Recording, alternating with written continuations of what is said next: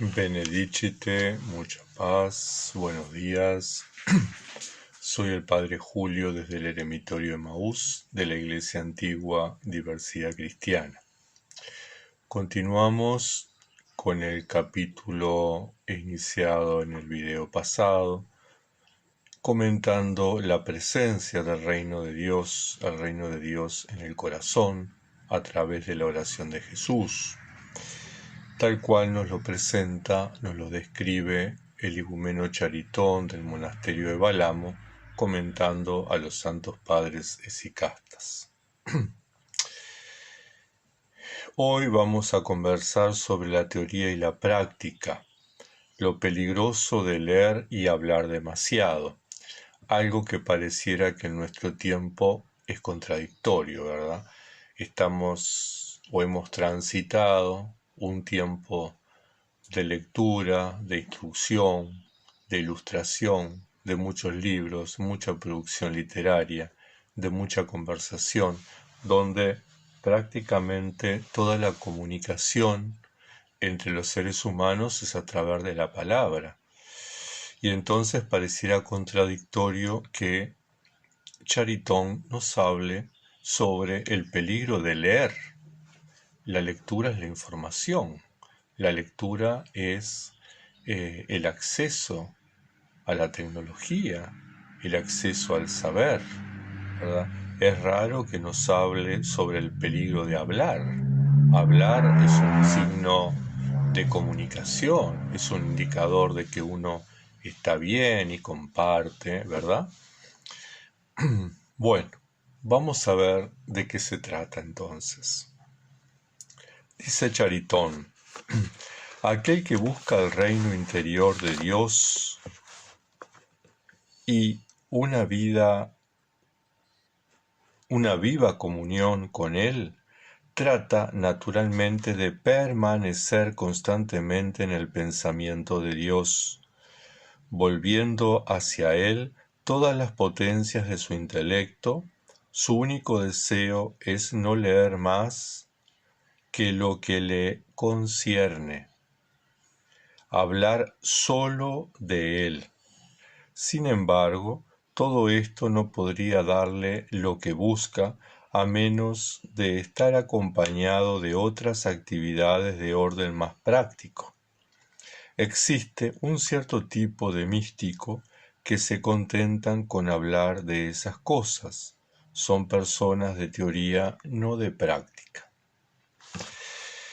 Interesante porque en este párrafo nos plantea varias cosas. En primer lugar, el reino interior es igual a Dios. La presencia de Dios es la presencia del reino. Decía Orígenes en uno de sus escritos que Jesús, Cristo, era el Basilea de Dios. Basilea, en griego, el reino. Así que Orígenes definía que Jesús era el reino de Dios. Es decir, que si yo tengo a Jesús en mi corazón, tengo el reino de Dios en mi corazón. La segunda idea que plantea en este párrafo es permanecer. Es necesario permanecer, es necesario afianzarse, es necesario estar constantemente con el pensamiento en Dios. Tener constantemente en nosotros el pensamiento de Dios, el pensamiento del amado, el recuerdo del amado, ¿verdad? Y entonces hace dos afirmaciones bien interesantes. Su único deseo es no leer más que aquello que lo conduce al amado, no leer más que aquello que me conduce hacia el objeto de mi vida, aquello que me da plenitud, felicidad. Y es que el saber importa en la medida que yo sé de quien amo, de quien quiero, de lo que deseo, de mi objetivo. Leer por leer no tiene sentido. El médico o el estudiante de medicina lee libros de medicina para formarse, para instruirse, para saber. Sigue leyendo y actualizándose una vez que se recibió para seguir siendo mejor médico. Lo mismo sucede con el abogado. Cuando uno empieza a estudiar abogacía, comienza por estudiar el derecho romano, la república, las leyes, en fin. Cuando uno se recibe, comienza o continúa, mejor dicho, estudiando la actualización de las leyes de su país, no de los países extranjeros, ¿verdad? De los países vecinos, de los países lejanos, sino que estudia las leyes de su país y se va actualizando. ¿Por qué? Porque tiene que saber, tiene que estar ejercitado en ese saber. Y lo mismo sucede con quien se dedica a arreglar computadoras, quien se dedica a arreglar celulares. Uno tiene que estar actualizándose. Pero no necesariamente el médico tiene que leer o instruirse en cuestiones de astronomía, ¿verdad? No necesariamente el abogado tiene que leer antropología, no necesariamente el carpintero, el que estudia carpintería o el diseñador de muebles, el que fabrica puertas y ventanas, tiene que leer sobre el cultivo de semillas. Puede hacerlo si le interesa, pero su objetivo es aquello que nutre lo que él es. Lo mismo sucede entonces con el orante, lo mismo sucede entonces con el esicasta. Aquellos que hemos optado por la práctica esicasta, tenemos que centrarnos en aquellas lecturas que nos ayudan, que nos llevan a reforzar esa práctica, ¿verdad? Entonces, no leer más de lo que le concierne y hablar solo de eso. No estar, a veces yo siempre digo que los uruguayos, no sé si qué pasará en otros países, pero los uruguayos somos personas que todo lo sabemos, hablamos y opinamos de todos. Me gusta llamarnos todólogos, porque hablamos de fútbol, hablamos del clima, hablamos de astronomía, hablamos de política, hablamos de economía y en realidad hablamos de lo que nos parece porque no tenemos la formación ni sabemos sobre esas cosas. Nos juntamos 3, 4 y nos ponemos a hablar y en una conversación sale el fútbol, la economía, la política. Bien, lo que nos sugiere Charitón es hablar de lo que tenemos, de lo que somos y si no, callarnos. El silencio es un buen maestro. Hay un párrafo que dice: la lectura y las conversaciones sobre Dios crean fácilmente un hábito. Es más fácil filosofar que orar y velar sobre sí mismo, pero no se trata más que de una obra intelectual y, como el intelecto es particularmente sensible al orgullo, se llega a la estima de sí mismo. Es decir que la lectura y las conversaciones sobre Dios también tenemos que regularlas, también tenemos que cuidarnos. ¿Por qué? Porque es mucho más fácil hablar de Dios que comunicarme con Dios. Es mucho más fácil opinar sobre las cosas de Dios que entrar en oración, ¿verdad? Hablar de Dios es una cosa y orar a Dios es otra. Un ateo puede hablar de Dios, pero no puede hablar con Dios porque no cree en Dios, ¿verdad? Quienes podemos hablar con Dios somos los creyentes. Bueno, entonces es fácil filosofar. Es más fácil filosofar, es más fácil hablar, es más fácil opinar que orar. Entonces, Charitón nos invita a centrarnos en la oración y a centrarnos en velar sobre nosotros mismos. Que nuestro intelecto, el nous, ¿verdad?, de los griegos, que el intelecto no se vaya por las ramas. uno se siente particularmente orgulloso, ciertamente, cuando una persona en nuestra sociedad, en nuestro mundo, es docta, opina sobre distintos temas y opina fundadamente y cita autores, ¿verdad? Es una persona reconocida, es una persona aceptada, y esa misma persona se llena de orgullo, se afianza en yo sé, yo soy. Bueno, lo que nos invita Charitón es a ser humildes, a afianzarnos únicamente en Jesucristo. Un riesgo que señala él es el siguiente. Este hábito, el hábito de filosofar, el hábito de leer y de hablar, ¿verdad?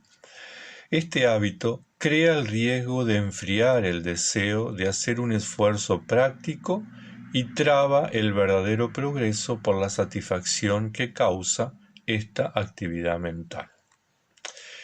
¿Cuántas veces nos fascinamos con una lectura y seguimos leyendo y leyendo y leyendo, devorándonos esa lectura, y nos olvidamos de que hay tiempos para la oración, hay tiempos para el diálogo con Dios, hay tiempo para el encuentro con Él? Esa es la razón, dice Charitón, por la cual los maestros espirituales serios previenen a sus discípulos contra ese peligro y les aconsejan no ocuparse excesivamente de lecturas y conversaciones, en detrimento de otras actividades. Y entonces, ¿es que no tengo que leer? Sí hay que leer. Por supuesto que hay que leer. Es necesario leer porque la lectura es como la leña que uno tira a la estufa, a la cocina, es la que enciende el fuego, ¿verdad? Cuando yo leo la vida de los padres, me surge ese deseo de ser como ellos. Entonces sí hay que leer. Y la oración es como el aceite, que también alimenta ese fuego. Entonces lectura y oración son importantes. Pero, ¿qué tengo que leer? Bueno, aquellas cosas que alimentan mi experiencia de fe y aquellas cosas que alimentan mi proyecto Esicasta. ¿Cuáles son? En primer lugar, y yo siempre digo, para mí tienen una riqueza maravillosa, los apotegmas de los padres del desierto. Hombres y mujeres que no fueron doctos, muy pocos de ellos fueron doctos, pero que tuvieron una experiencia de Dios, una experiencia de oración, una experiencia de la vida esicasta sumamente rica. Leer Los Padres del Desierto, leer El Peregrino Ruso. El Peregrino Ruso es uno de los mejores tratados de oración, porque nos va narrando a través de los distintos capítulos de la vida del peregrino el proceso de la oración verbal a la oración mental, de la oración mental a la oración del corazón, de la oración del corazón a permanecer siempre en la presencia de Dios. Leer la Filocalía, porque la Filocalía es el compendio de textos de los padres esicastas, es la mayor herramienta que tenemos para la práctica de Jesús. Leer, por supuesto, y sin lugar a dudas, las Sagradas Escrituras. ¿Por qué? Porque las Sagradas Escrituras son el fundamento de nuestra fe. Y entonces, leer y hablar sobre estas cosas, juntarnos y hablar sobre estos temas, lo que hacemos los sábados cada 15 días en las Colatio, ¿verdad? Tomar temas de la vida eremítica, de la vida esicasta, de la práctica de la oración de Jesús y conversarlos. Pero no estamos todos los días haciéndolo, lo hacemos periódicamente. ¿Por qué? Porque hay tiempos. Hay tiempos para callar y tiempos para hablar. Hay tiempos para leer y hay tiempos para orar. Hay tiempos para trabajar y hay tiempos para comer. Dice Charitón, no estéis demasiado ligados a la lectura. Es malo ligarse excesivamente a la lectura.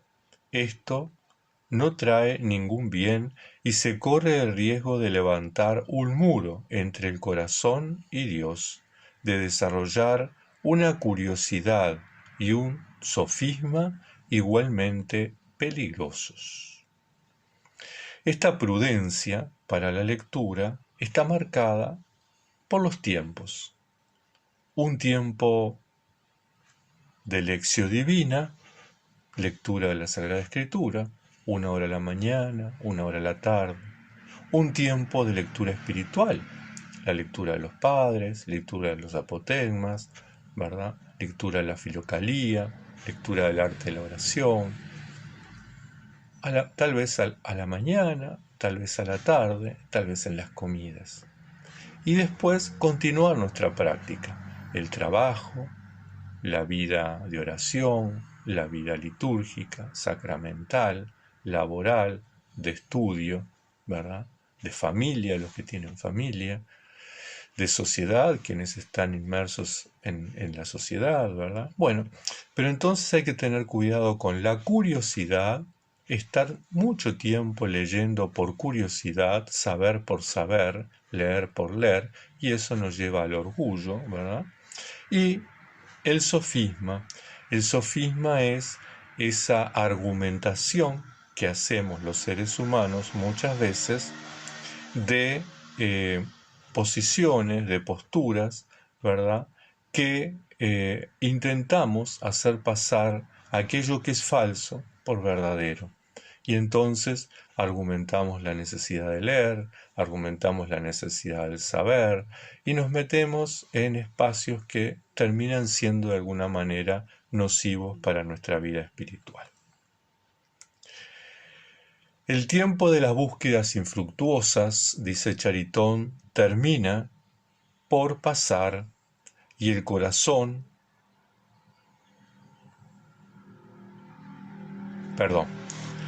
el tiempo de las búsquedas infructuosas termina por pasar y el feliz buscador encuentra lo que busca. Es decir que en ese tiempo nosotros experimentamos búsquedas infructuosas y búsquedas que dan fruto, ¿verdad? Yo leí mucho sobre el arte de la oración, leí mucho sobre la oración de Jesús, muchos autores, muchos artículos, hasta que encontré a Charitón, El arte de amar. Me fascinó. Para mí este libro fue la herramienta para introducirme en la lectura de la filocalía, para introducirme en el pensamiento de los padres esicastas, para introducirme y consolidarme en la práctica de la oración de Jesús. Otros tendrán otro libro, otra lectura, otra herramienta. Cada uno tiene que buscar la suya, ¿verdad? Bueno, yo encontré la mía y me llevó a buen puerto, es decir, a ir mejorando, a ir entusiasmándome, a ir queriendo ser mejor cada día, a ir queriendo cada día profundizar más en la práctica esicasta. Dice Charitón, descubre el lugar del corazón y se instala allí con su intelecto en presencia de Dios. Descubrimos el lugar del corazón, podemos entrar, podemos meternos en ese lugar donde habita Dios. Es como la tienda del encuentro que tenía el pueblo hebreo en el desierto, ¿verdad?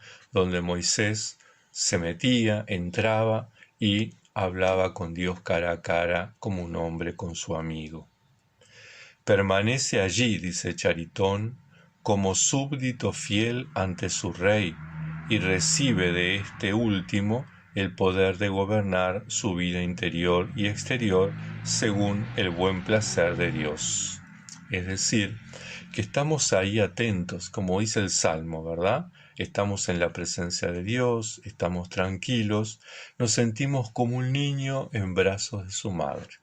O como dice el otro Salmo, atentos a la voz de su Señor, atentos al gesto de su Señora, ¿verdad? En ese momento, dice Charitón, el reino de Dios entró en él y comienza a manifestarse en su fuerza natural. Es decir, en ese momento en que logramos entrar en nosotros mismos, en que logramos penetrar en nuestro corazón, en que logramos centrarnos y equilibrarnos, pacificarnos, el reino de Dios se instala y afianza. El reino de Dios, volvemos al comienzo, Jesucristo, Dios mismo. Cuando hablamos del reino estamos hablando de su presencia, de la presencia divina en nosotros. Y entonces se logra esa comunión entre el orante y Dios. Se logra esa comunión entre la orante y Dios. Se logra la comunión, la unidad entre la persona que busca. Te busco, tengo sed de ti, Dios mío. Y el Señor que nos dice, yo tengo el agua que calma tu sed.